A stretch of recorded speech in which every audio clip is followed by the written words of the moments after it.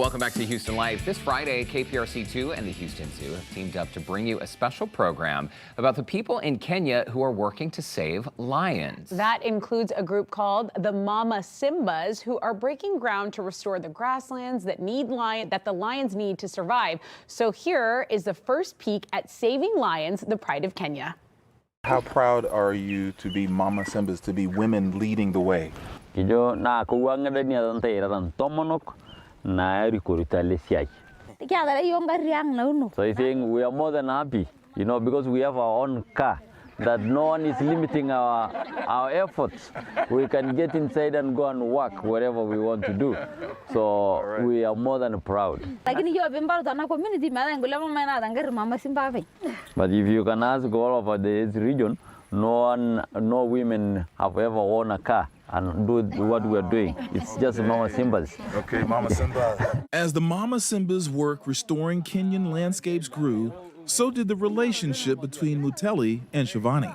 Oh my God, she's gonna cry and I'm gonna cry.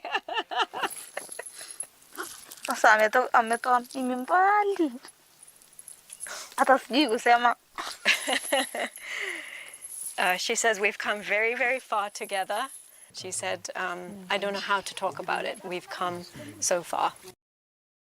Okay, such a tease. I want to see more. You just saw KPRC2's Keith Garvin in that excerpt. He traveled to Kenya. This was back in June, along with Taylor Rhodes from the Houston Zoo. Talk to us about how this partnership with the Owasso Lions happened. Yeah, well, first off, to see Muteli and the rest of the group just warms my heart, brings a big smile to my face. I love them so much. So this is a part of a big partnership that we've had with the Houston Zoo for 10 years. And the Owasso Lions is one of the many conservation partners they have across the world.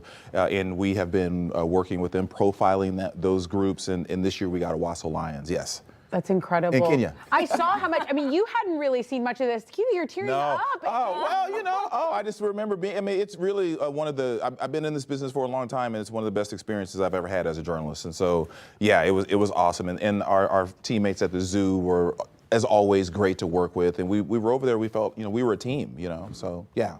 The best part, you go and there's lions and there's giraffes and there's all these amazing animals. But for me, the best part, the people, the team, and then the Samburu people, people like Taylor. Well, Taylor, it's a community-based project, which is, I think, what Keith is kind of leading to. Like, yes, it's important, the animals, but the fact that you're all trying to work together. Take us through that, to be over there and then come back and try to show people why this work is so important. Yeah, I think that the documentary captures it so beautifully in the sense that it really shows how conservation starts with people.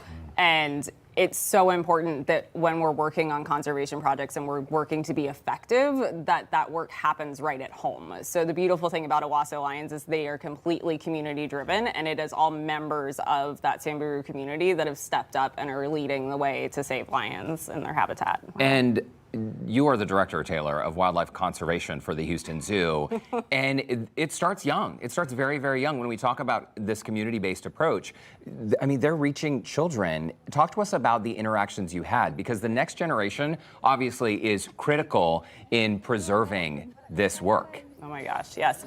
I think, and one of the beautiful things we see is the parallels between the work that we do with kids in our community here and what we saw with Lion Kids Camp in Samburu with the Owasso team. And I loved seeing, I think, just the kids interact even with Keith, and they were wanting to take his phone and his cameras and really become, the film crew and show us all of the amazing wildlife and things that they grow up around. And for a lot of them, going out into the field with us was their first time seeing some of these animals that they live right alongside. Yeah. And we're watching some of the video from the kid camp because, like, as Derek mentioned, starting young and realizing how important nature is, such a critical movement for all of us. Taylor, you also spend a lot of time on the phone and on video calls with the zoo's conservation partners, which span the globe. What did it mean to be on the ground in Kenya with the Owasso Lions? It's life-changing. I think we have so much communication throughout the year, but to actually be on the ground, seeing the work happen in real time, getting to meet the communities that are impacted by the work,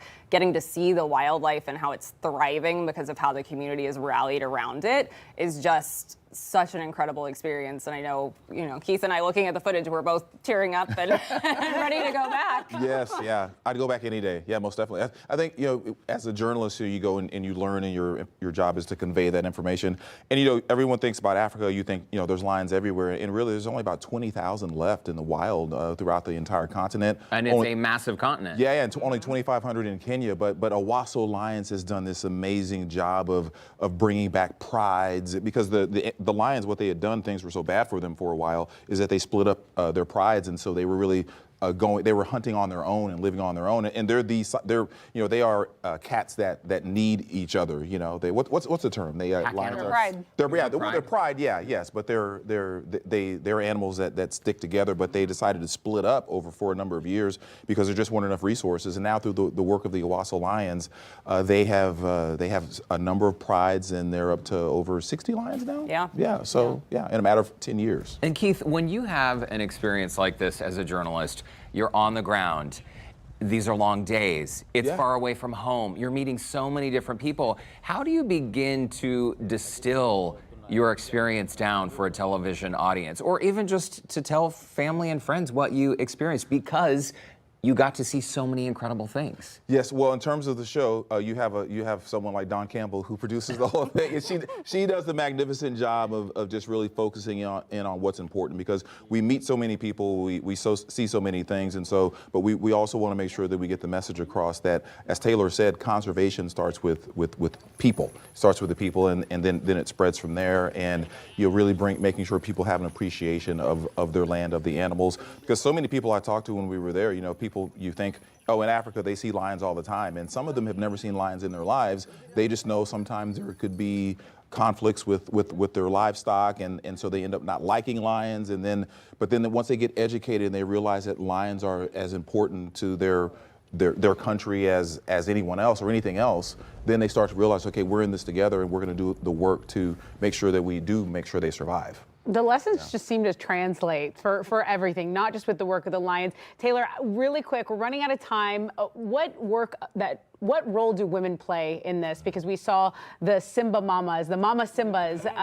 Can you talk about that? Yeah, so in Samburu culture, the men are responsible for so many things, the livestock and the way of life and making sure that everyone's cared for, but the women are actually seen as the stewards of wildlife and of habitat. And so you saw incredible leaders like Munteli with the Mama Simbas, and they are leading the charge in not just restoring habitat, but really ensuring that for generations to come, their land thrives for their communities. Wow. Okay, Taylor Rhodes with the Houston Zoo, Keith Garvin, KPRC2 anchor. Thanks so much for stopping by. We can't wait to watch the full special. Us too. Us too. Incredible trip. I want to see every single photo from that trip as well. Don't miss Saving Lions, the Pride of Kenya. It airs this Friday at 8 p.m. right here on KPRC2.